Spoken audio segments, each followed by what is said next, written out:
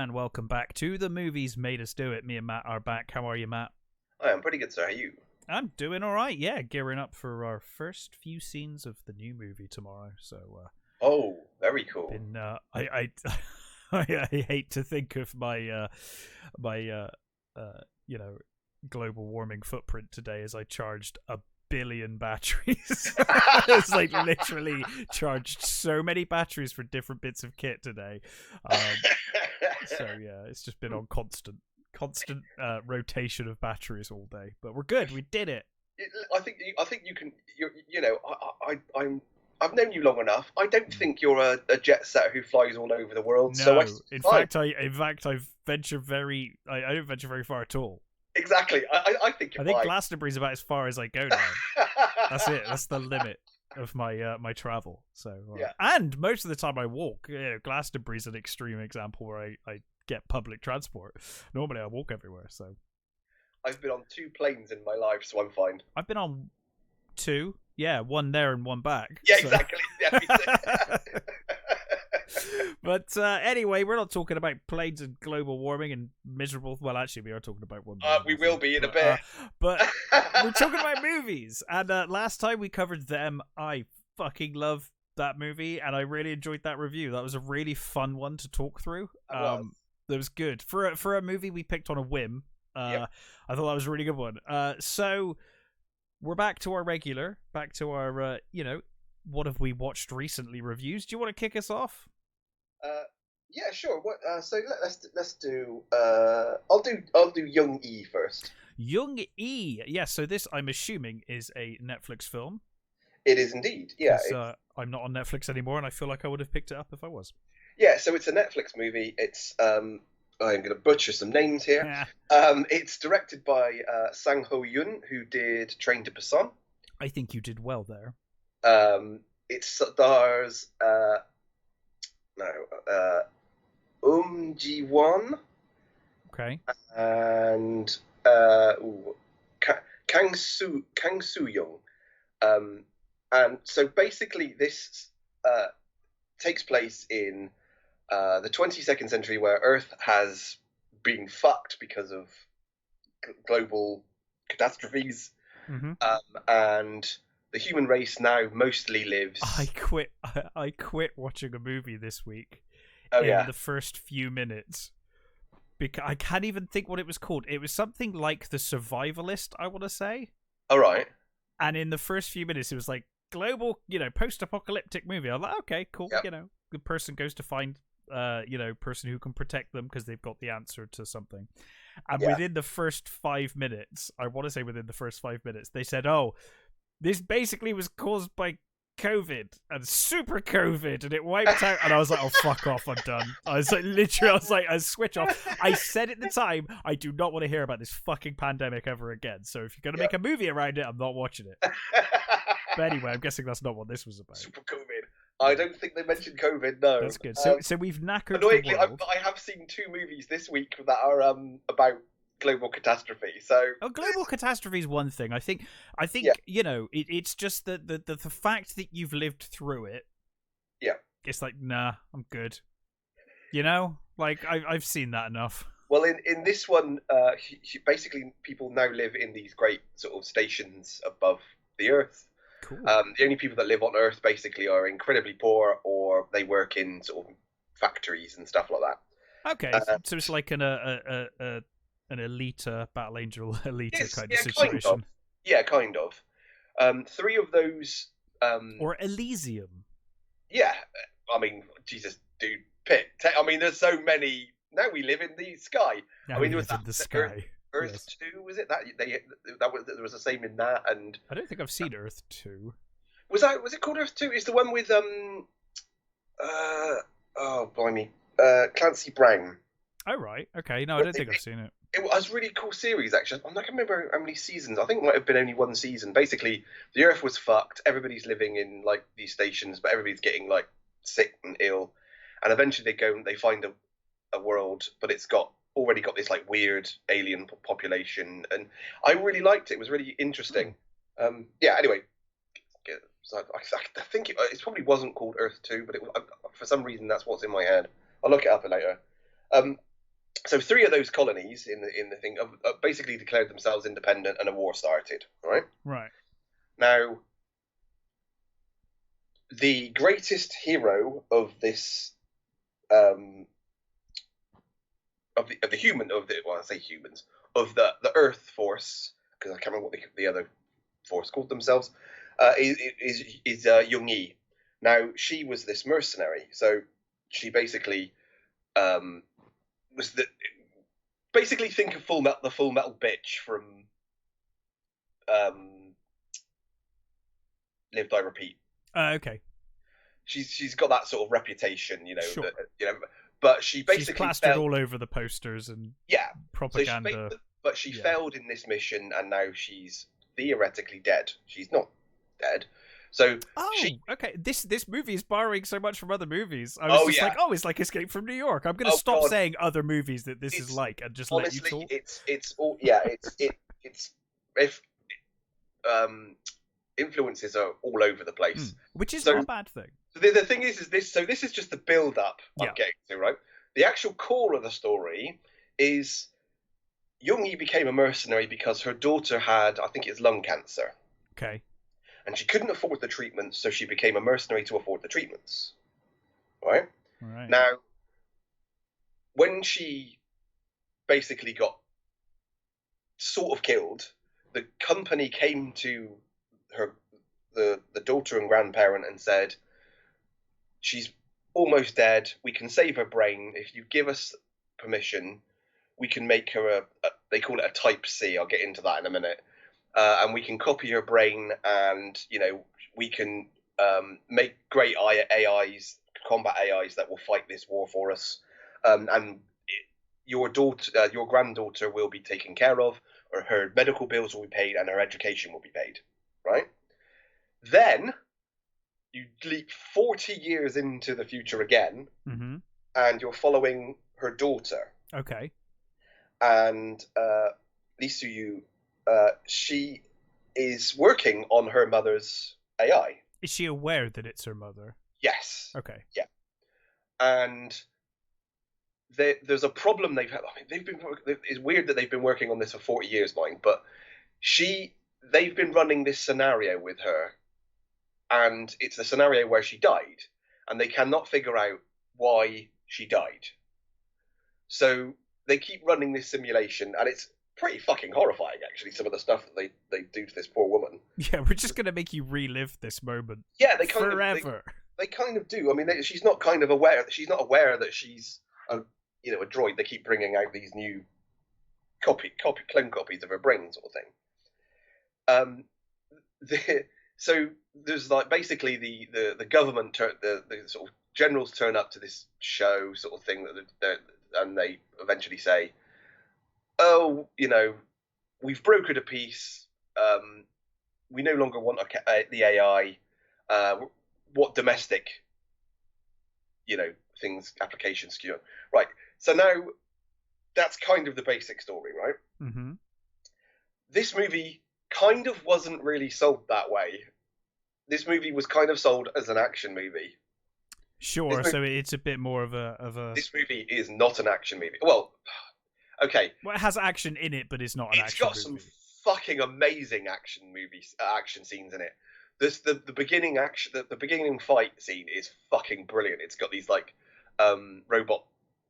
big robot sort of canine-y type things with guns on them, and she's leaping around with really cool computer game mechanics where she's got this gun that's got a harpoon on it. So she's pulling them close to her and then punching the shit out of the bad guys. Like really, really cool things. But it's not about that. It's basically about the relationship between the daughter and mother. Yeah. And there's this really nice bit where she's the daughter. She's just been interviewing the last version of her mother, and it's horrific. They switch her on, but her pain's on full, and she's basically a torso with no limbs. So they wake her up, and she's like, "What the fuck have you done? Why am I like this? where am I? What? And they don't turn off her pain. They turn it down a bit. They don't really ask her any questions, and then they switch her off. It's like, well, that was fucking horrific. Well, what did you get out of that? And for no reason. Yeah. And the guy that's with her is like a new recruit, and he, as they're leaving and they're walking up the corridor, he says, "Oh, I'm a massive, fanboy of your mother. She was a hero to all of us, and blah blah blah. And I've got all these things, and she's amazing." And she sort of says this thing about, she's never really thought about she's never really known how her mother felt about her, and she never really, got enough impression of, her relationship with her mother. And the kid just says, "Well, why don't you ask her? You've kind of got her in now. Why don't you ask had her for 40 years. Yeah, and you can see that it sort of never really occurred to her to actually ask. And there were lovely little moments like that I thought were really nice. And there was, I'm not going to sort of go into sort of spoilery details, but I've seen some of the reviews and people are like, "Where's all the pew pews? Where's all the explosions and stuff?" It's like, yeah, this movie was kind of sold badly. And in fact, if you look it up on Google has it as an action sci-fi. I mean, it is an action sci-fi because the thing is, but I guess emphasis on the science fiction, less on the action. That's it. It mostly takes place in a lab and on this facility, and there's not really there's two big action scenes, I would say, in the whole movie, which are really, really well done. Really, the scene that comes later reminded me of what was that? iRobot. So how the androids run around and like jump and punch. Yeah.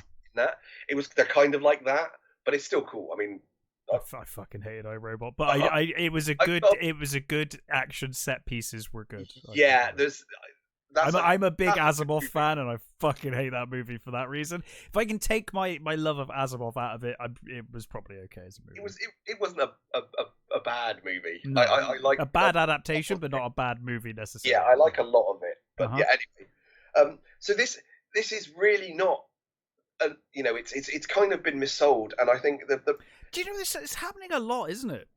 Well, it isn't also they're trying to make it like illegal to missell. Well, that wouldn't be a bad thing because people are potentially wasting money on things that they wouldn't want to watch if they knew what it actually was, Yeah. But it almost feels like misrepresentation is a bigger part of the marketing. I won't say it's like a big part because it's always been a big part, but a bigger part of the marketing now in film and TV than it ever has been. This is more about the relationship between the mother and daughter. I gotta be honest with you, Matt. It sounds way more interesting when you said it's not an action movie. It's actually more this really beautiful. There's a scene that I kind of don't want to spoil, but I kind of do, where I'm gonna spoil something. The daughter, her cancer's come back, so she's dying. Okay. Right? And there's a scene where she's talking to a doctor, and the doctor basically says, if you die, it's okay if you die because you can be put into in perpetual pain like your mother. Well, you can be a type A, right? So type A gives you all human rights. You can do all this sort of thing. Blah blah blah blah blah. If you can't afford a type A, you can be a type B, which means you don't have so many human rights. You can't adopt. You can't do certain things, and your brain functions will be sold to the government for use in the government. Or you can be a type C, which is what our mother is, which means you kind of won't be yourself, but you'll be sold to anybody who wants to buy you, and there'll be plenty of clones. Fate worse than death. Exactly, and it's like I'm just her talking to this, and I'm not. I won't spoil anything else of that scene because that scene is beautifully done, and it is just fucking horrific and horrifying. When something happens and you go, oh okay, and there is one performance. So the director of the project, this bloke, he's really over the top, broad comedic. Like he keeps making these really bad jokes, and at times it just verges on, oh, this really is bad and it shouldn't be in this movie. But you kind of understand it when you know where they're going. Sure. But it is fucking broad, and it does feel a little out of place in the movie. But as I said, you kind of explains why he's like that. Yeah. So I think that guy's played by Sang-hoon, I think, is that one. I really liked it. I think it sounds interesting. I think we've said before, the older I'm getting, the less interested I am in action, and the more interested I am in story and interesting characters, and because I think actually it's probably not age. It's probably more the fact that with CGI and everything now, we've seen it all. It's very rare that you'll see an action scene that you haven't seen before, or very heavily inspired by something you've seen before. It feels like. I can't tell you the last time I saw a groundbreaking action scene that I was like, oh my god. It's been a long time. So story is more interesting to me now. And as soon as you said, oh, actually, it's not an action movie, it's more about this horrendous kind of situation that her mother finds herself in, and her daughter kind of almost finds herself in, and her relationship with her mother. That's way more interesting to me. I'm like, oh, now I actually want to watch this movie. Yeah, it is. I mean, the CG is hit and miss at times. Sure. There's some really, really good robot CG and some stuff. There's some slightly dodgy background stuff. But overall, it's actually pretty good. Well, Korea have got some really good graphic artists. I mean, a lot of their CG looks amazing. Yeah. On much lower budgets than the West tend to do as well, a lot of the time. Yeah. I really enjoyed this movie. I think if you're willing to just go with it and not think of it as an action movie, think of it as a not hard sci-fi, but a more up to do with AI and familiar relationships. Then I think you'll enjoy it. It's because it's been terribly missold, and it's not that. And people are going into this movie thinking, this is what I want. Where's the explosions? It's like, well, yeah, that's bad because that serves no one. You're not getting the right audience. You're not getting the audience that would appreciate it. Yeah. The actress that plays the older daughter, Kang Soo-young, I've not seen her in anything before, but apparently she was really big in the 80s and 90s, and this was her last movie. She was kind of making a bit of a comeback in recent times, and she had a cardiac arrest, so this is her last movie, and she's really fucking good. I'd like to see some of her other movies because I thought she was really good. See, the thing is I've seen people say, "Oh, she's got no expression," and she's like the characterization is like. Then you're not picking up on the little details and the little nuances of her performance, because her performance is really good. I mean, they've even got like a humanity test at one point. They keep talking about humanity tests and stuff, which is obviously it's very Blade Runner-y type thing. Not just Blade Runner, but that's what comes to mind when you think of that sort of thing. And I really liked it. It's been terribly missold, but it's a really enjoyable sort of character piece, really. Yeah. No, it sounds interesting. I'll definitely check out the next time I'm on the Netflix rotation.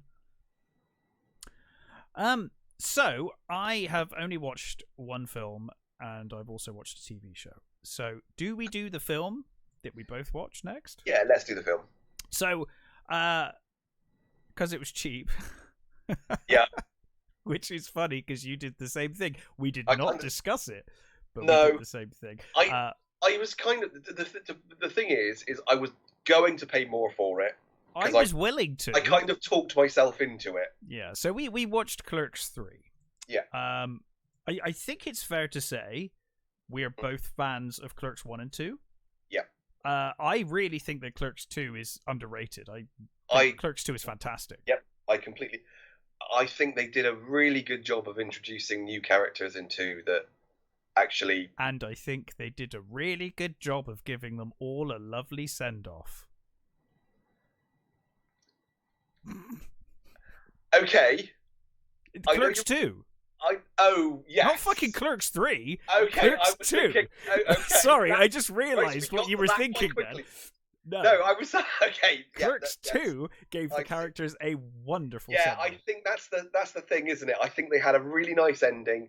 Dante was gonna. Are we going to do spoilers? Yeah, let's do it. It's been out for a while now, and skip ahead if you don't want spoilers.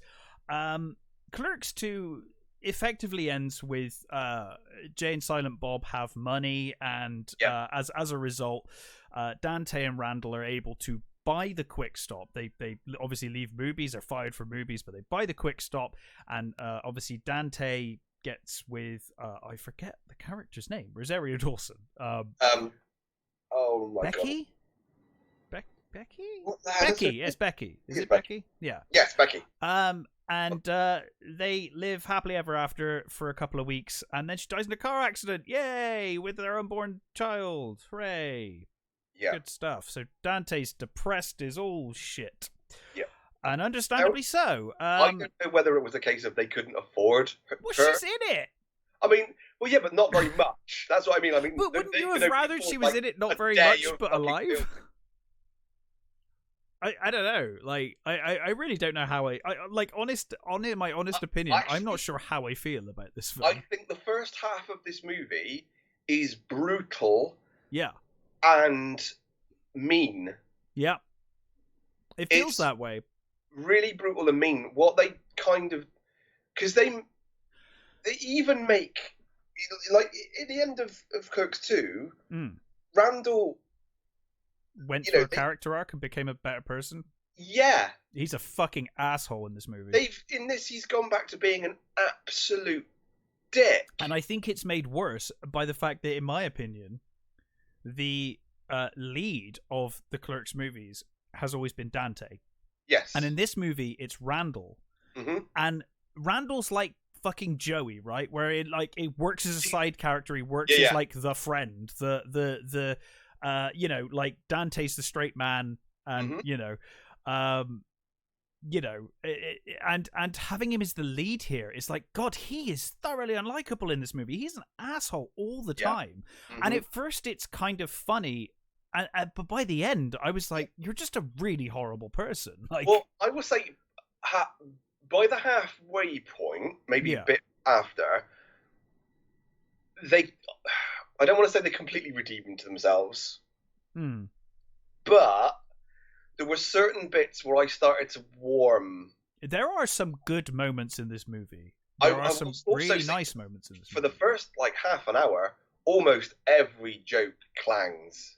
I don't think I was going to say, actually, I as much as I enjoyed parts of this movie, I think this got a chuckle out of me once, maybe once. By the end, there was a couple by the sort of midpoint where I was beginning to warm up and chuckle, and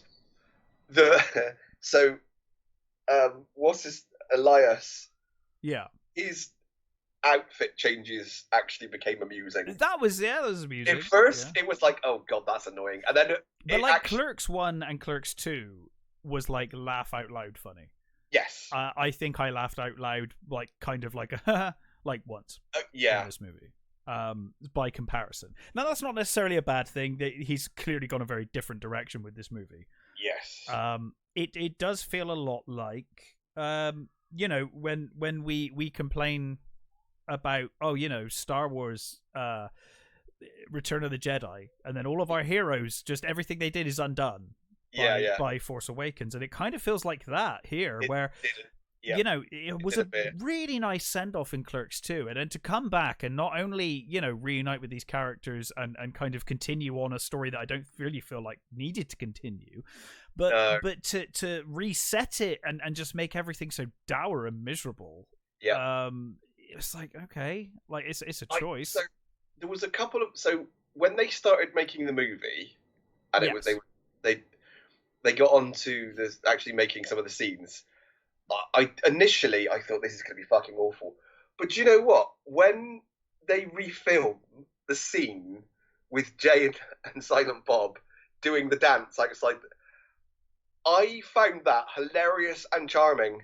For some reason, the like 50-year-old Jay and Silent Bob dancing like they did when they were like in their 20s. Yeah, there is something funny about seeing There was that. something weirdly charming about it, and there was I again was like, when they brought back like almost everybody from the first movie. so now, that I and they're all appreciate. like in their 60s or 70s. Yeah. And it was kind of funny and kind of charming, I thought.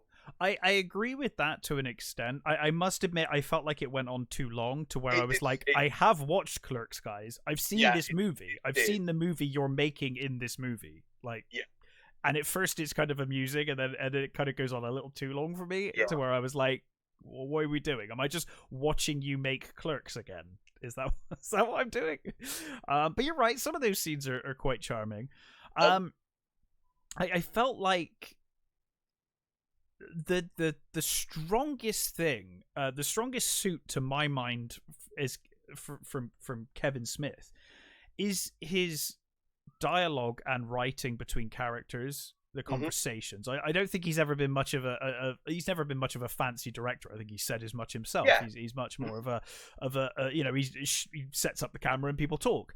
I felt like here. The dialogue does not work well at all. It feels stilted. Characters don't feel natural. It doesn't feel like they're talking naturally. And for Kevin Smith to do that, who I always thought was like king of like natural, funny dialogue, and I think, you know, I'm a little older than you, but we're of the same age. Where I think when the first Clerks come out and Mallrats and stuff like that, those movies were formative.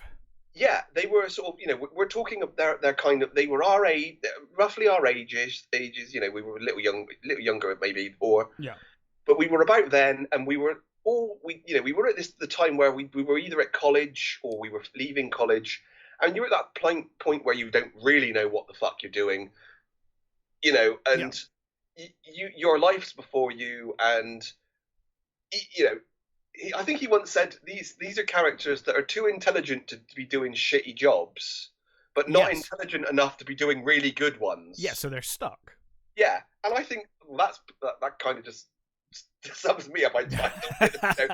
And for me, that was kind of always those movies were always so fucking good because of you know, they're kind of like lost people, you know. Well, and you wanted to see them succeed at something, and I felt like that's where Clerks 2 really gave us that lovely send off. It did, and it just spits in the face of all of that, and it's a really bitter pill to swallow.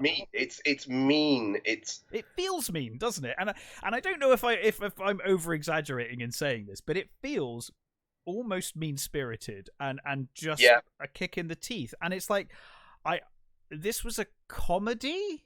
Yeah. That I'm supposed to laugh at, I guess. And I don't mind. I'm fine with there being a message, and I will say some of it. I think. I would say, if we're doing full spoilers, the ending. Now, I don't necessarily agree with the way that the film ended. Yeah. But Dante's scene in the cinema was wonderful. Okay. I liked the scene. I don't like what they did with the character, but the actual scene was, I thought, really well done. Okay. I think we're going to spoil things here. Okay.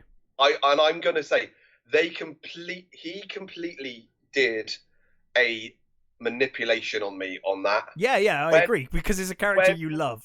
Randall goes into the hospital and shows the movie to Dante. That's fucking so selfish as well. Oh, even in the last act, it fucking annoys me. But it was so fucking beautiful when he put it down and he showed him Clerks and he said to him, he said, "You've always been my Luke Skywalker." Yes, that was nice. That was a nice moment. This is how I see you. The hero of the story. You're the hero of the story. And yeah, that was nice. Completely manipulative. And it honestly, it got me. I had fucking tears in my eyes. And when it, like you and said, then he potentially killed his friend. Yeah. When it flicks to the cinema and he sat there. That was wonderful. Loved that. I thought the way that was shot, the way it was filmed with him and Rosario Dawson, I thought it was a really, really effective scene. I loved it. Yeah. I loved that scene. I don't like what they did with the character, but I loved that scene. I think that's it. I'm in two minds because I think, one, it was what they did overall was fucking just mean and horrible. It felt like that, but there also, are some good things in it. I don't want to completely write it off. Yeah, no, that's it. There were some lovely moments in it, and one thing I will say is I was kind of expecting a lot more messagey stuff in it. Well, there is some very heavy-handed dialogue when they're talking about the heart attack. Yeah. And I appreciate, obviously, Kevin Smith went through a heart attack and it's going to inform your life going forward, and you want to talk about it, and that's fine. But it did feel like there was like fucking exposition dumps from like certain characters around, like, oh, it's a Widowmaker, and you should go. I am vegan, full disclosure, but like you should go vegan and you should do this, and it's like we know you've done these things, Kevin, and it feels like these characters aren't even characters; they're just telling us information. You know, the annoying thing for me is I am overweight, I do eat a lot of meat, and I am actually waiting for my heart attack. Oh, don't say that. But you know, that was fucking awful. It's like it went. I mean, I think that the annoying thing is the fact that they do it. You kind of. When they first announced this movie and he said, "Oh, you know, Randall's going to have a heart attack," I thought it was going to be a positive thing. And I thought, you know, this is going to be this, and this, and I thought, okay, you're going to do what you know. You're going to do. Of course, and that's what he's always done. And I thought when he gave them both a heart attack, yes, exactly. It was like, oh, because coming off of Clerks 2, I thought Clerks 2 was the perfect send off for all characters. But if there was one character who could have developed further, it was Randall. So you think, okay, Randall having a heart attack could be good, because it could mean, like, you know, because Dante's got his life together with Becky. Jay and Silent Bob are never going to change, but they're happy, right? Exactly. And we'll get to see Randall go on this. Cartoon characters, they are not going to change. No, exactly, and they're happy. You know, they're happy in their lives. Exactly. Whereas actually, I did like that they owned the store next door. Yeah, that was funny. And that was the bit that made me laugh, was when they didn't know fucking Dante's name. That made me laugh. When they were like Sergio or something. That made me laugh. That was what made me laugh. Also, I love the fact that they own the store, but are kind of unaware that they own the store. Yeah, because they didn't even know it used to be a video store, even though there's still videos everywhere. You know. This is the old video store. Yeah. Oh, that explains the tapes. Yeah. But so like the one character that you felt like could have gone on and had a bit of a character arc was Randall, and the idea of giving him a heart attack I think is a really cool idea. But everything else about this setup and the way it goes, I just fundamentally they completely regressed. Didn't Randall. like. They yes, that's the thing. Randall feels like he's back to old Randall. Yeah. And has learned nothing from Clerks 2. That he's regressed. Even that, he's worse than that, because he's regressed further, because there were a bit at the end of, you know, the first Clerks, Randall says to Dante, you know, all this stuff that you keep saying, it's all your fault. Take responsibility for it. Yeah. He says, I know I'm a fuck up. Yeah. I'm responsible for everything I do. Yeah. So, you know, he has that. You know, there is a certain point. Randall's an asshole, but he's an asshole that knows he's an asshole. Yes. When you get to this, he's even past that. He doesn't. He seems to be unaware that he's an asshole. Yeah, I agree. So I am very conflicted. I'm not going to say I hated this movie, because there were bits that I enjoyed. I'm glad I watched it. I thought some of the emotional scenes, manipulative or not, were very well done and did work. Right. And I got to say again, Brian O'Halloran, his Dante was just great. Yes. He was so good. Oh, he's fantastic. The acting's great from both leads. I think it's really good. They're doing the best probably their best work in some ways in terms of their performances. I also felt like, and this is a nitpick, and I know a lot of people love this shit, so this might just be me. I appreciate that cameos are a big thing in the View Askew universe and in Kevin Smith movies. Yeah. It felt fucking it felt almost borderline offensive. It was like, look at all the people I know. Because there was like a scene literally when they're doing the auditions, and there are people there for no reason other than, look, mates. I know Michelle Gellar and Freddie Prinze Jr. Literally all his mates, isn't it? Yeah, and it was like, oh god, really? And it just goes on. It went on way too long, and it was like, are you just flexing? Like, I don't really see the point now. I mean, look, we all know that you're fucking. Like, we want to see Ben Affleck, sure. We know Ben Affleck is your best mate. And I don't mind that. But when it's like Sarah Michelle Gellar's there and like a budget, I'm like, why? Yeah, like why? Biggest dickhead these days. It was very, and Garman is like, okay, Garman, fine. Well, obviously you expect, yeah. And even Bernardin, he's got Bernardin actually has more of a character that was. Yes, that worked better because he was actually a character. Yeah. Yeah. That did that. The interview thing went on too long. It's a lot of this movie. Like the bits go on too long and become annoying. I think that's kind of maybe my biggest criticism with the movie outside of the dour tone. Mm-hmm. But there are things to like. I know my housemate was a huge Kevin Smith fan. He loved it. So I think it's quite a divisive movie anyway. How did he feel about the manipulative? Well, not the manip. How did he feel about the regression of Randall? And I don't think he did. He didn't really give me an opinion on it. I haven't actually spoken about it with him since I've seen it. So I need to do that. So I'm curious about it. But he really liked it. And I know a lot of people have really liked it, and I know a lot of people have really hated it. So I think it's quite a divisive one. I'm somewhere in the middle. Yeah, I'm glad I watched it. I am simultaneously glad and also wish I hadn't, because I was quite happy with the ending I got at the end of Clerks 2. I think you can probably ignore it. Oh yeah, I don't think I'll ever watch it again. I think if you feel that way, then I think you can probably, ignore it and just say, Dante and Becky went on and they had kids and they had a nice life. Yeah, well, and so did everyone else coming out of that last film. I feel like I would rewatch Clerks and Clerks 2 in a heartbeat. I don't think I would. I'd be happy to watch those two movies right now. Yeah. I was just thinking that actually. I was actually talking about this is making me want to watch Clerks and Clerks 2. I saw Clerks again recently with someone who'd never seen it. Right. My brother-in-law had never seen it. Oh, how old's your brother-in-law? He is. Oh God, he's 40. I'm really curious, like how someone that age seeing Clerks for the first time took it. So, I think the thing is he should have been the right age for it. Yeah. But he never got round to seeing it, and he said,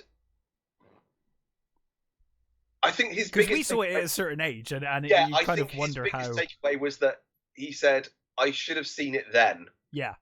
I would have loved it if I saw it then, but I didn't. And yeah, fair enough. He said it was good. He said he liked it. He said it, and it was funny.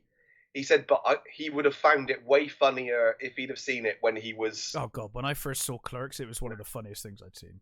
Wow! Yeah. It was amazing when I saw that movie the first time. I think the sort of the first couple of those, Mallrats and Chasing Amy, and those first couple are fucking amazing movies. I mean, I really like Dogma as well. Love Dogma. Absolutely love Dogma. That's got some of my favourite. The Buddy Christ. Yeah. The idea that God is Alanis Morissette. Fantastic. It's just fucking hilarious. Brilliant. I mean,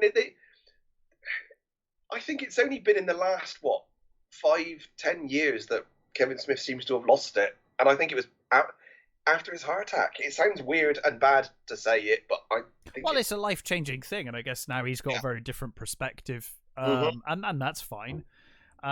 It kind of feels like, almost to me, it feels like he is not innovating anymore. He's just going backwards, and he's just like reliving his glory days rather than, because he always used to come out, he'd come out with something new, or at least if it was a continuation, he'd have something to say. Whereas now, you watch this or you watch Jay and Silent Bob reboot, and it's like you're just reliving the past and you're just going back over what you've done. There's nothing. Well, do you know what I mean? Like, the problem is that for him is that he did try and do other things. I mean, he's Red State, and I liked Red State. I love Red State, actually. I think it's a great movie. Yeah, But see, that's the kind of direction I wish he'd gone in, to be honest. Like, that was good. There was a lot of his fans didn't get what he was doing. Yeah. Didn't understand why, they want, let's face it, his fan... Or do they want this? I guess they want Jay and Silent Bob. I don't know if they want this. Most of his fans want the stoner comedy stuff. They don't really want full horror movies, or, what's the other one he did? I still haven't seen Tusk. I've seen Tusk. It's very weird. I kind of like it, though. It's been on my list for ages. Yeah, I still haven't watched it, so I've got to watch it. But I think he did some really interesting movies, and they just didn't do well. So he's kind of just went. Yeah, that's fair enough, I guess. I didn't hate this one. I'm really conflicted about it, to tell you the truth. Yeah. I've probably sounded more negative than I am, because there's quite a bit I did enjoy. I just didn't find it particularly funny, and considering how funny I found Clerks 1 and 2, it's kind of a come down. And like I said, I don't really like what they did with most of the characters. No, the meanness was just... Yeah. I don't know what he was trying to do with how mean he was being with it just feels... I don't know what he was trying to say with making them like that. No.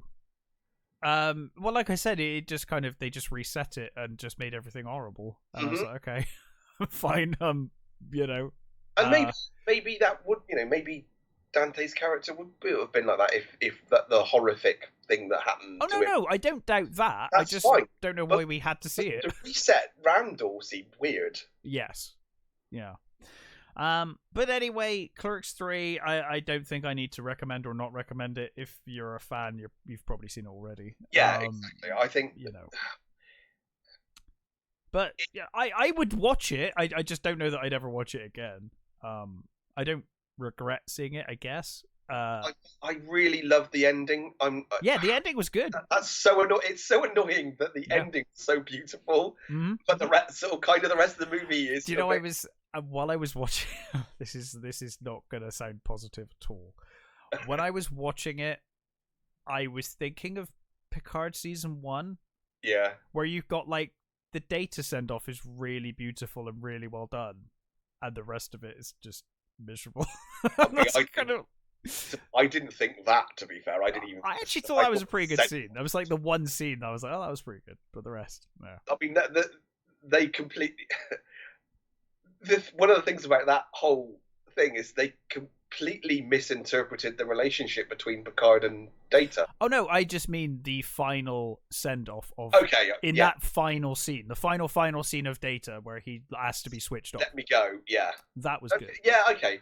The rest, like, no, the rest I completely agree with you. And it kind of reminded me of this, where it's like, oh, there's a few really, like, there's a few good things, but it's just in amongst all of this miserable other stuff that I there was some really genuine... Honestly, I found that some of the recreation scenes I found really charming. Some and of it I liked. It just went on too long. Yeah. And then it got to the point where I was like, I've seen these scenes for real. And I'm just watching you make those scenes. It was a bit weird, but it was okay. It was okay.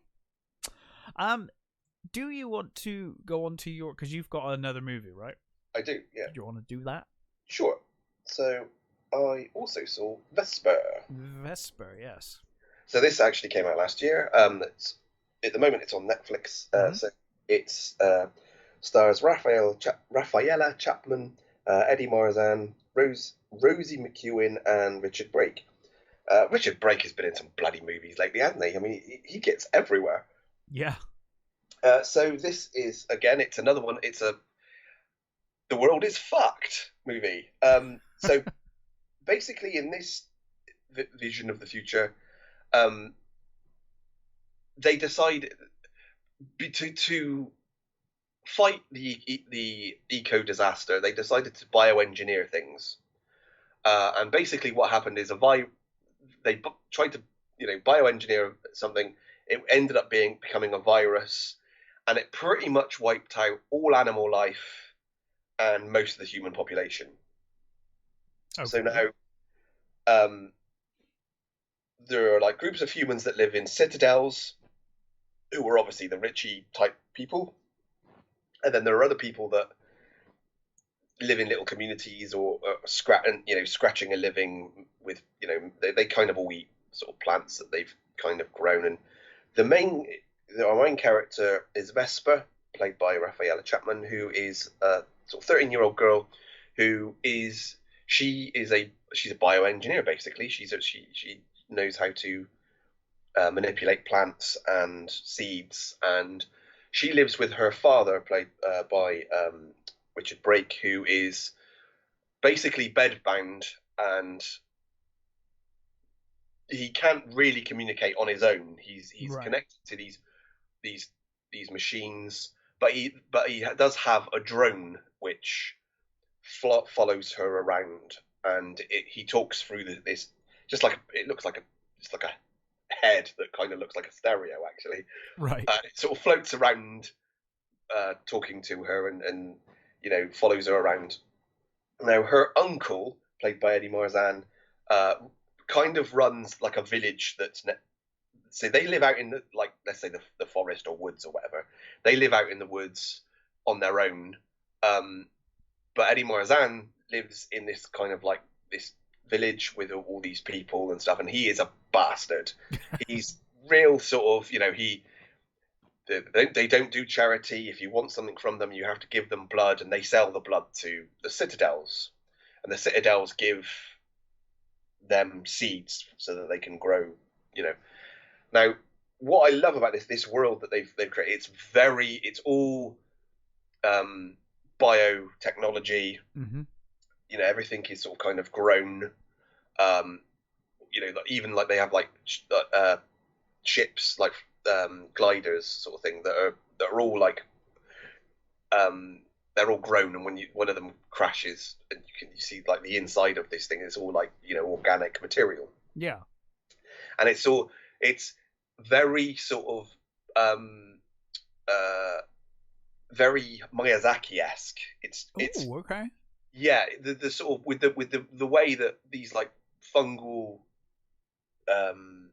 growths on all the trees and pulsing sort of plant life. Yeah. It's very sort of Nausicaa-y, Mononoke. It's nice. Well, like biotech grosses me out anyway. Like War of the Worlds if the red weed had just gone. Yeah, kind of. Yeah. So, within this, a crashed glider. There's a crash glider, and Vesper finds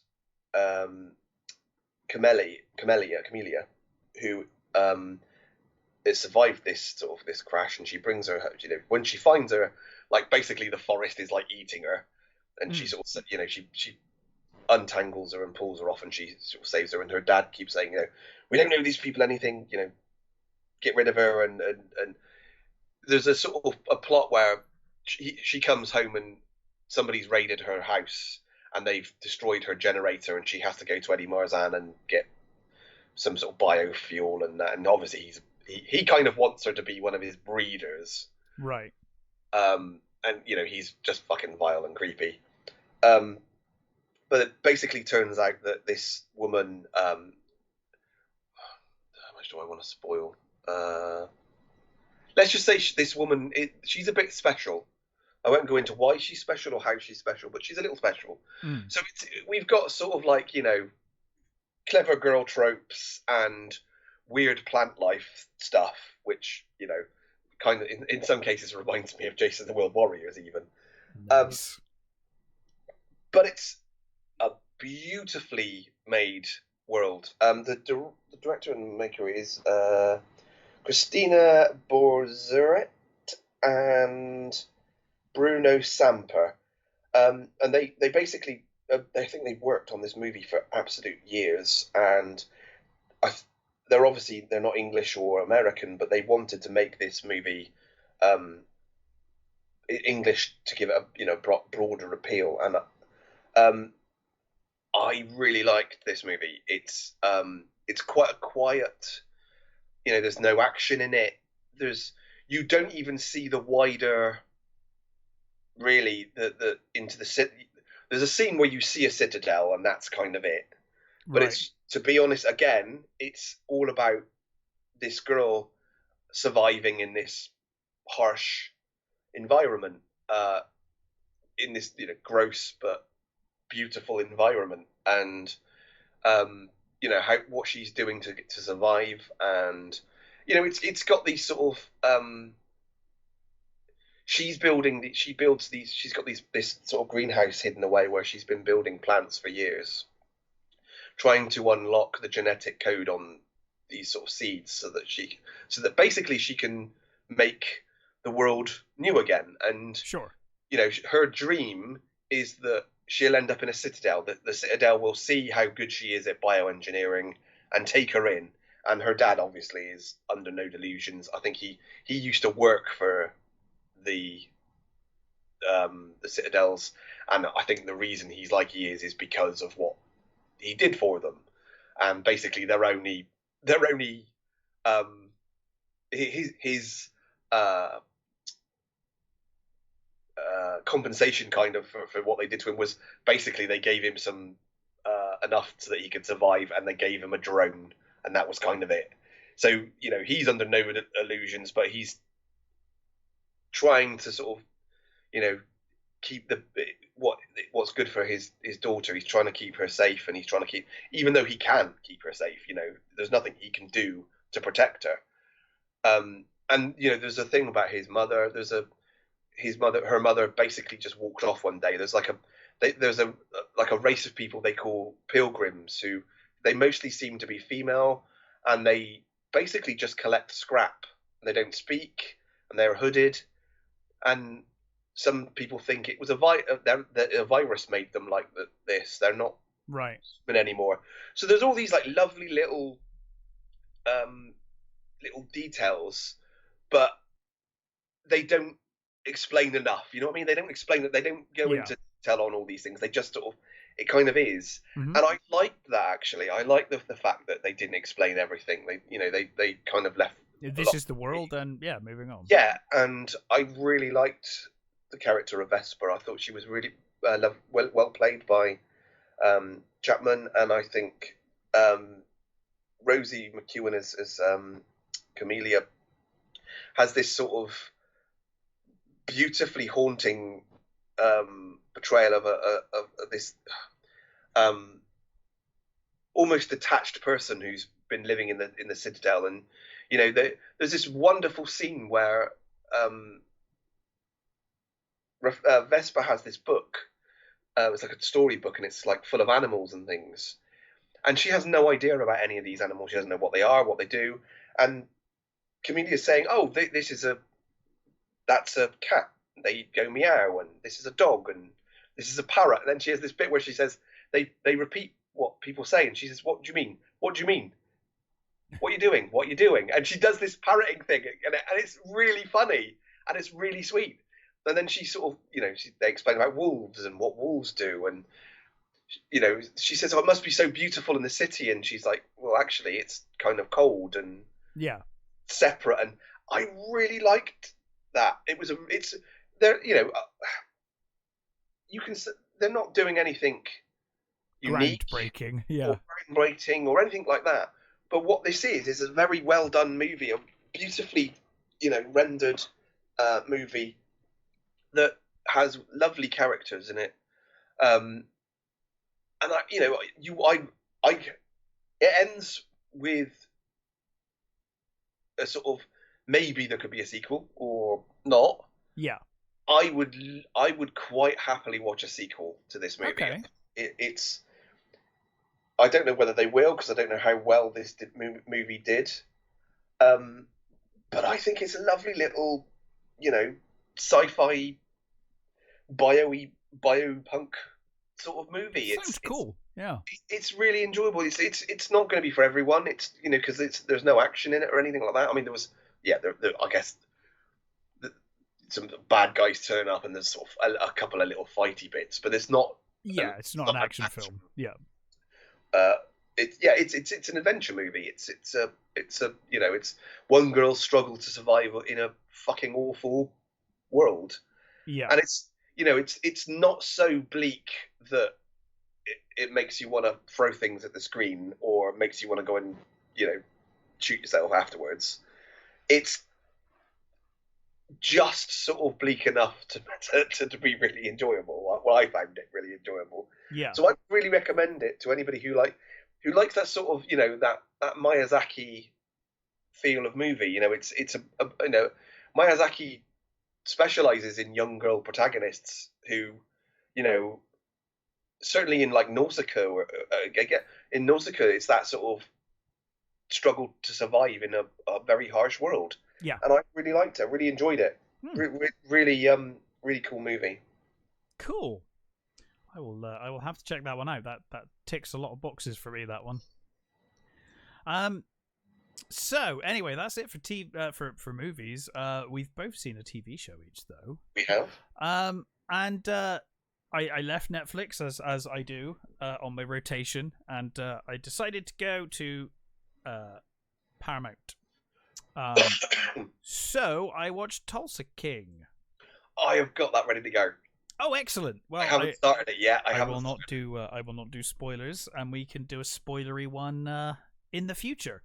Oh, cool.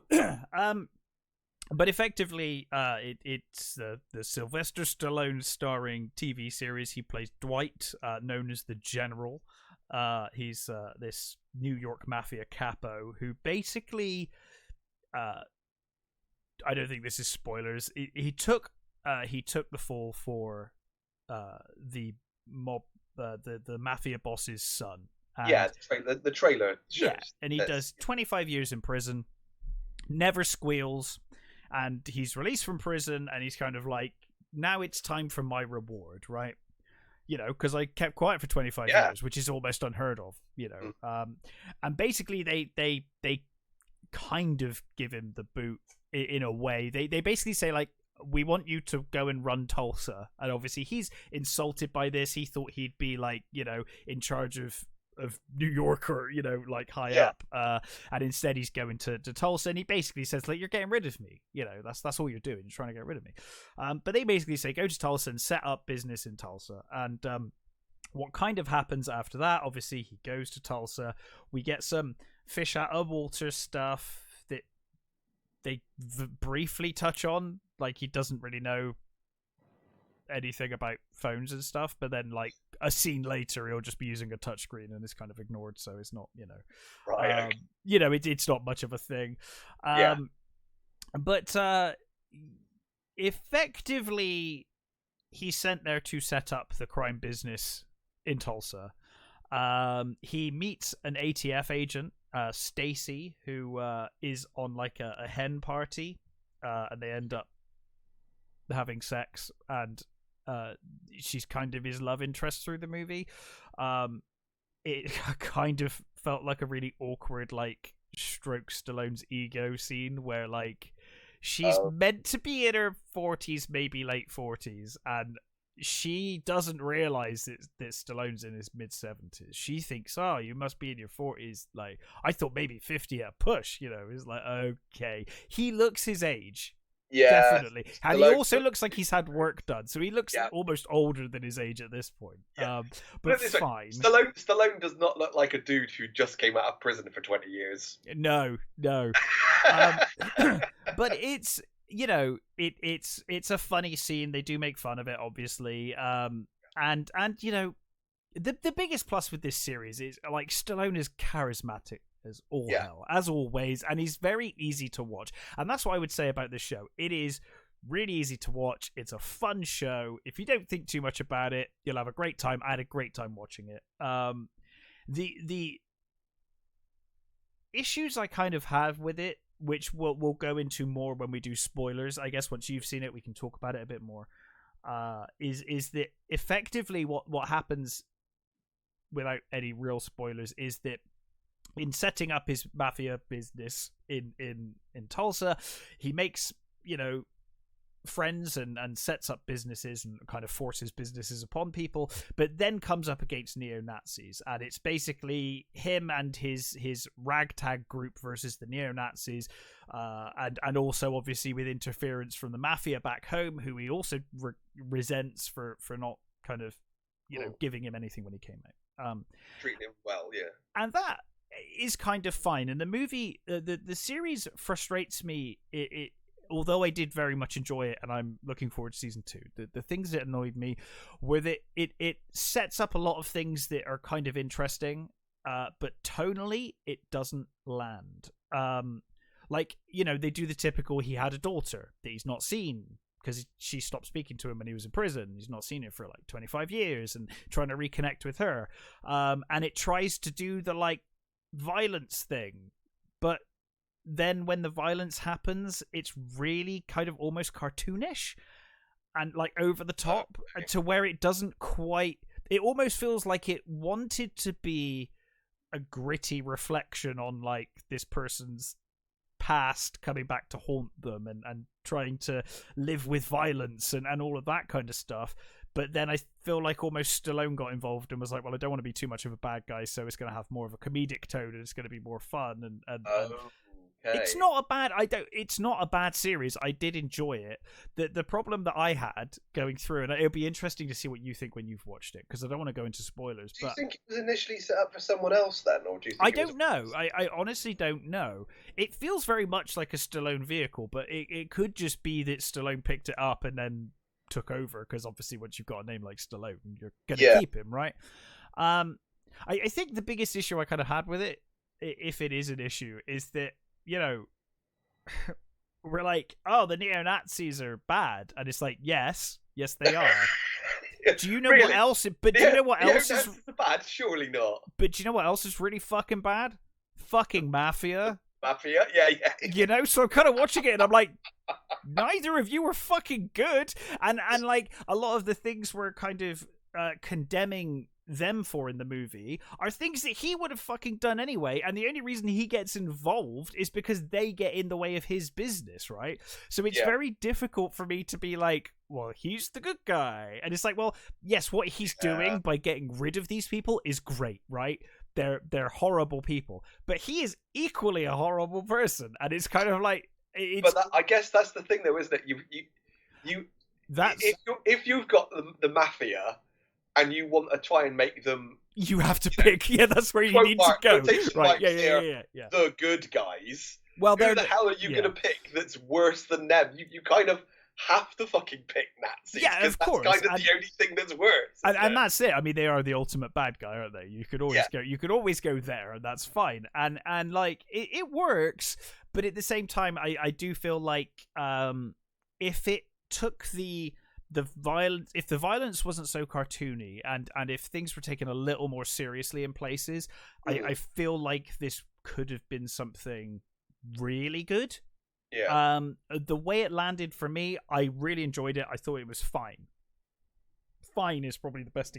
I had a really good time. I breezed through the episodes. It was very watchable. The acting across the board is great. It's got some really funny moments. Like, it is genuinely funny in places. Just for me, it was just a weird tone thing where I was like, I feel like on the one hand you're trying to say things, and it constantly almost gets to the point, but then doesn't quite stick the landing with a lot of things. But overall, a very enjoyable action kind of comedy crime show. Good fun.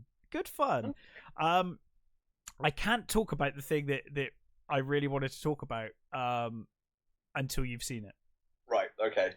But I feel like the show wanted me to feel a certain way about a character at the end, and I felt the opposite way.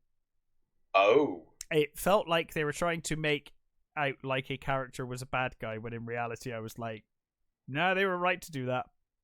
That I don't really have an issue with that, actually. So that was just me, though. I don't know.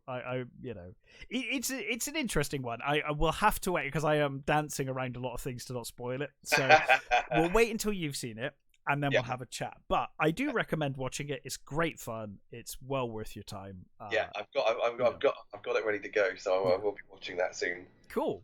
So what else have you watched? So I've seen the 2 seasons that are available right now of Slow Horses. Yes. Now this I was very interested in seeing. Obviously, Gary Oldman Yeah. rarely puts in a bad performance. So No. yeah, I was very. Well, I mean, impressed with this one. Gary Oldman, Kristen Scott Thomas, and Saskia Reeves, who's completely sold it to me. So basically, what we have here is it's called Slough House, and they call it the Slow Horses. What it is it's basically a division of MI5, MI6 that is for the fuck ups. Right. So everybody there, in some form or another, has either majorly or minorly fucked up, and they don't want to get rid of them, but they don't want them in the main branch anymore. So they basically get sent there to kind of live out the rest of their careers. Is it like they might know too much and it's easier to keep them around than silence them and effectively? And if they want to use somebody for a fuck up mission, then the most expendable force you've got. Yeah, so sure. So Gary Oldman plays Jackson Lamb, who is the head of this loser. Yeah, he's the head loser, and he is a disgusting human being who pretty much lives in the office, drinks whiskey, doesn't wash. He looks like that as well, just from the picture. He's a thoroughly disgusting human being. You could almost smell the alcohol from the picture. Yeah, exactly. Yeah, you can just smell him, you know. Yeah. So Saskia Reeves plays Standish, who is she's kind of his secretary. Now, those two have got this sort of weird relationship. They don't go into. I mean, they keep hinting at what happened. Her boss committed suicide, and she became an alcoholic. And Gary Oldman's character, not really spoiling anything, but let's just say it wasn't suicide. Gary Oldman's character had something to do with it. Okay. And there's this sort of as the series goes on, more details keep getting sort of weaned out of what's going on with them. But the main character is Jack Lowden's River Cartwright, who at the very beginning he's kind of like he's a new agent, and he's basically trying to stop this terrorist from blowing up a bomb in an airport. And basically it goes wrong and he loses. It turns out that it was only a training simulation. It wasn't actually, thousands of people didn't die, but if it would have been real, thousands of people would have died. He fucked up. Strictly speaking, it wasn't his fuck up. It was the guy on the radio. It was Freddie Fox's character, who's this sort of fucking slimy toff.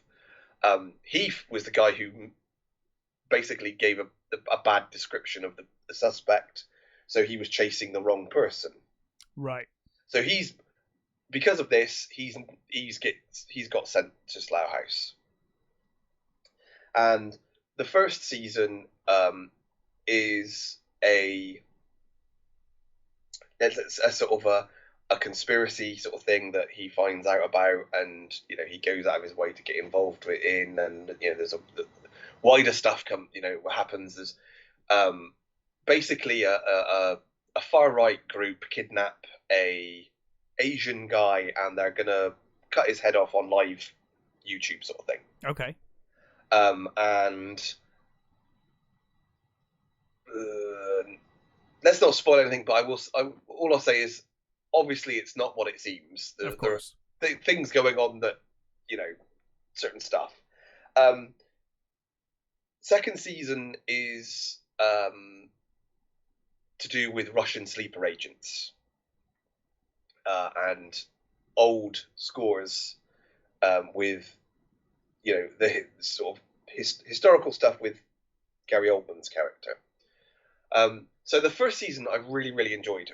Really liked it a lot. Sometimes it's a little bit heavy-handed with some of its messaging. Yes, the far right is bad. Yes, no shit. And some of the girls are really good stuff is like, oh, really? Okay, yes, we know. sometimes the girls are amazing, men are idiots. Yes, fine, yeah, we know. Okay, fine, let's get on with it. It's not bad. It's just there, and occasionally they take it a little too far, and it's like, oh, for fuck's sake. But it is handleable. It's not all that it's about. So it's sure. Obviously, fucking Gary Oldman's fucking awesome. Of course. He's great. Kristen Scott Thomas is great. Saskia Reese is great. Jack Lowden, the main guy, who I think I've seen him in a number of things. The only thing I mean, he was in like Dunkirk in a small role and stuff like that. But I think the only thing that most people would probably know him from was that he was the older brother in Fighting with My Family. Oh yeah. The wrestling movie. Yep. I thought he was fucking brilliant in. I enjoyed that movie, yeah. So he was great in that, and he's really good as actually the main, the sort of the main character, really. You've got a number of like idiots and things, that you kind of warm to. There's one particular character who you sort of, he's an idiot, but he ends up in this relationship with one of the other characters, and yes, it is one of those. Oh, the female agent is really good, and he is a complete fuck up. And you do sort of think, why is she with him then? But you kind of warm to him. They did. Me and my wife did. We kind of warmed to him, his character. At times you still sort of question their relationship, but when you get to the second season, it starts off pretty good. I'm going to spoil something. The first bloody episode has got oh, for fuck's sake! Now I'm going to forget his bloody name. Phil Davis. For fuck's sake, Phil Davis, who I fucking adore. Phil Davis. Yeah. Right. He's in it, and this is a spoiler. They kill him off, and like in the first episode of season 2, and I turned to my wife and went, they haven't just killed off Phil Davis. He's going to be in it again, isn't he? You can't just have Phil Davis in your show for one episode. And she was like, well, they can. And I'm like, how? And it's like, and they do. And it's like, how? How do you hire Phil Davis for one fucking episode? What the fuck? It's really annoying. The second season lost me in the middle. Both me and my wife were sat down, and she said, wow, this really isn't as good as the first season. And I said, no, the writing seems to take a bit of a dive. And then in the last sort of 2 episodes, they pick it back up. And it's sort of like, oh, thank fuck. They are getting somewhere. It is going a bit better. So season 2 slightly loses its way, but it is still an enjoyable watch. Yeah. I recommend the first season. I think the first season was really good. But then mainly it was, Scary Oldman and stuff. In a sort of a spy type thing, it doesn't hold a torch to something like The Old Man. I think, it's not even in the same fucking league as The Old Man. But it was a pretty enjoyable, spooksy type of thing. I think good spooks. I would say, because Spooks was up and fucking down. But good early Spooks was fantastic. Early Spooks, yeah. I think early Spooks, it's almost on a par with that. Let's say. Okay, that's fantastic news. I mean, I think Spooks was massively underrated. Fantastic show. Spooks had some really good stuff in it. It kind of lost it along the way, but at its height, I think it was a good show.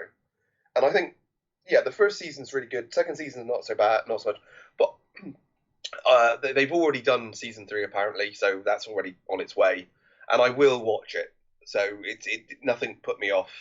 As I said, some of the fucking messaging gets a bit heavy-handed at times, but it's not enough to make me want to turn it off and not bother, finishing it. I really liked it. It's a pretty solid spy series. Cool. Well. That's everything. It is. Any news? Just 2 little things that caught my eye. One was the announcement, basically, that Tron 2 is definitely going ahead. 3. Tron 3. Yeah. Sorry, Tron 3 is going ahead. It is going to be 3. It's not going to be a remake, because that's good news. People were thinking, oh, it's going to be a remake, and I think they were thinking of making a remake. But no, it's going to, it's definitely going to be a 3, but it still has Jared Leto attached to it. He's still the main, and that's what worries me about this. Yeah, I agree. I think it was Midnight's Edge. I was watching them, and they were discussing Jared Leto, and they were basically saying he's desperate for a franchise. Yeah, he's so desperate for a franchise. He's had a number of tries and fails in recent times, and he's still, his Joker was a failure, his Morbius was a failure, and now he's desperately trying to get Tron, and that's what worries me, that it's going to be a vehicle for him and not going to be a good Tron movie. Yeah, I'm quickly getting to the point. Someone sent me a link to this the other day, because I'm a massive Tron fan, and they knew I was, and I am quickly approaching the point where I seriously doubt Disney's ability to do anything of merit anymore. Yeah. Like, as soon as I think, oh great, a new Tron movie, but Jesus, what was the last Disney thing I watched that I enjoyed? Do you know what I mean? Like, it is getting to that point where it's like, other than the Fox stuff, I don't know. We'll see. I'll certainly watch it. I mean, I'm a lifelong Tron fan. And full disclosure, I didn't like Tron Legacy when I first saw it, but I have come to actually really like it over time. So, I'll give it a go. Jared Leto, I don't hate as much as a lot of people. I think in the right role, he's actually pretty good, but it's very hit and miss. I think he's a good actor. I just find him annoying. Okay, that's fair. There's something. I don't know whether it's because of his whole persona, or whether it's because of the maybe I've been coloured by the stories you hear about him. Yeah, that just puts me off him. Because I mean, he's been in he's had some amazing roles, and he is not a bad actor. No, but there's just I've seen so much of his stuff that is terrible. I mean, his Joker was appalling. Yeah, I mean, again, though, how much of that was him? Yeah, and how much of that was the director saying, "Be this weird thing"? I think that was mostly him, to be honest. If it was, then it was fucking terrible. I mean, he was, and I don't know what he was thinking. I'll give him this. He was actually trying to do something different. Actually, I would be willing to bet that it was him, because everything I've seen of Snyder's Justice League stuff, love it or hate it, it's very comic accurate when you look at it. He does do the comic look, and it's anything but with the Joker. So I would be inclined to believe that was more Jared Leto than Snyder. And if that is the case, I did not like that Joker at all. No. In fact, I was only thinking about that this week, how awful that Joker is. Weirdly enough, it popped into my head. The "We live in a society" line for some reason just came into my head, and I was just like, "Oh my god, that performance was terrible." Yep. Yeah, absolutely. But Tron 3, cautiously optimistic, I guess. Yeah, and this one only because it kind of made me laugh and sort of made me scratch my head. So I will be the first to admit I am not a big fan of this movie. I've only ever seen it. It took me years to actually watch it because I didn't. Okay. I watched bits of it, and not through any little malice or anything. I just didn't. So let's let Ghost. Yes. Is the movie. And I love Patrick Swayze. I think Patrick Swayze is fucking awesome. I think Ghost is a good movie. And when I did watch it, yeah, exactly. When I did watch it, I thought, actually, no, that's a good movie. I should have watched it earlier.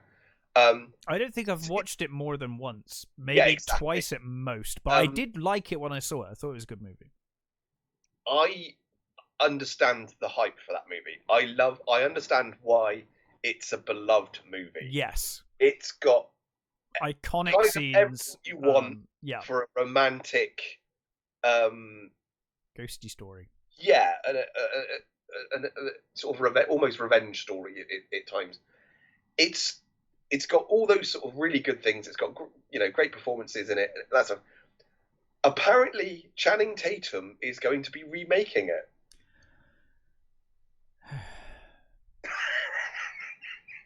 Question. Yeah. How do you make a sequel to Jaws without just making Jaws again? Well, yeah. Cool, yeah. But what are you gonna do? You're making the same movie again. It's just a remake. Surely. I mean, what else are you gonna do? But it will just be the same bloody thing again, except we know we won't have a cameo by Patrick Swayze, which would be the one thing you'd probably watch it for. Yeah. I don't know. Yeah. It's a weird one. That I just think I suppose you could have a cameo from. Well, you could have Whoopi Goldberg. CGI Patrick Swayze. Yeah, you could have Whoopi Goldberg. I'm sure you could have people turn up, but Demi Moore. I just feel like, what are you going to do that's not just a rehash of the first film? And I just don't know what you'd do with it. No. But fine. I mean, it's another one of those ones where you're taking a movie that is so beloved and has such a following. Yeah. It's not untrue to say it's a cultural phenomenon. Oh my god, for a generation, for sure. Yeah. The idea that you can remake it for a new generation just seems weird. It feels like lightning in a bottle, and I just don't know that you're gonna. I mean, it's another Patrick Swayze movie. Look at Point Break. Look how well that. The remake. I forgot they even remade that. I've still not watched it. I'm never going to watch that remake. Oh, dude, I've not watched that. I've not watched Red Dawn remake. The Red Dawn remake's actually all right. Okay. It's not great. Well, I mean, the original Red Dawn's not great. I love the original Red Dawn, but it's such a stupid concept. Yeah. Fine. I don't know. Where are you going with this? I mean, again, it's another of those remakes that you hear talking about every week that come out, and somebody says, "Well, we're remaking this," but this one truly baffles me. It is a weird one. I don't know what you're hoping to accomplish with that one, but yeah, fine, we'll see. Yeah, they've remade everything else, so I guess they're running out now. I mean, yeah, exactly. I guess it's just like, okay, we'll go for Ghost, and I don't know. There's so we say this every time. There are plenty of movies that could be remade into better movies. 100%. Do one of those. Yeah. Do a movie that was, good story, bad execution. Yeah. And make that, or bad effects, because now you can do effects. But yeah, interesting nonetheless. Yeah. But I just found it amusing. It's a little thing that I thought was funny. Yeah. And I'm not even a massive fan of Ghost, but I just thought it was hilarious. I feel like we've had this discussion and we might have talked about it and I've forgotten. But what are we doing next? I feel like it's a Western. But... So we are doing a Western. We have not chosen that. We haven't chosen the Western. Okay. So I have a number of. Oh, go on. Choices. So High Noon. Mm-hmm. The Man Who Shot Liberty Valance. Yeah. The Wild Bunch. Ooh. And now I've forgotten what the other one was. There was another one, and I've forgotten what it was. So let's go with one of those. What do you think of? Oh, I don't know. Do you have a preference? So probably either High Noon or the Wild Bunch. Bearing in mind the Tombstone. Oh, well, that's another option. We could do Tombstone. Oh no, we'll save that for another time. Let's do the three you picked. You picked three. No, I'm happy to do Tombstone if that's. I know, it just popped into my head. I was just saying the name of Western movies that came into my head though. The only thing I will say about it's long. Wild Bunch is long. Wild Bunch is very long. It's a fantastic movie, but it's long. Okay, let's not. Yeah, we haven't tackled any really long movies yet. I think we did. What did we do? And the Duelist was reasonably long, I think. But no, I think you're right. I don't know. I think that's right. Because we were going to do Good, the Bad, and the Ugly, but we changed. That's right. We changed it because of the length. Yeah. We changed it to. I don't know. You pick. I could go with any of them, to be honest. I think let's. Annoyingly, now you've said Tombstone. Annoyingly, I was that's creeped into my head. Oh, sorry. That wasn't on the list. We could do that later. We could do Tombstone another time. We don't have to do that. But... let's do High Noon. All right. Yeah, High Noon's. Let's do High Noon. That's a solid choice. So we will be back next time with High Noon, and until then, stay safe, take care, and we will catch you next time.